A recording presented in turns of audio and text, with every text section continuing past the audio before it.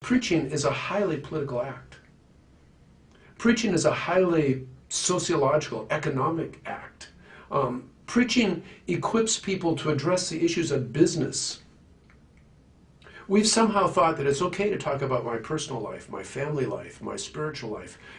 Churches are more interested in my volunteer time than they are my vocation. Rather, the church will be released to participate in God's justice in the world when our preaching focuses on bringing the truth of God to the daily frayed parts and fractured parts of our lives and our world. I realize I have suggested something that might be somewhat troublesome, that preaching should be political. We have equated politics, especially recently in American life, with partisanship.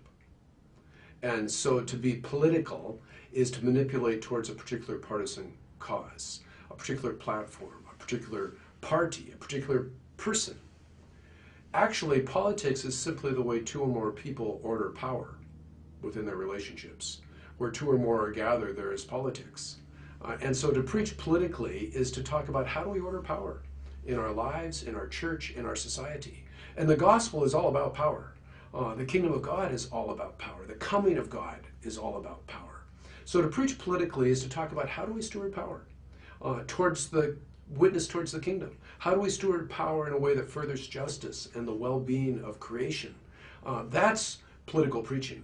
It's not to endorse a candidate, a platform, a party. It's not to further the sectarian partisanship of our society. That is totally contrary, in my opinion, to the way of God.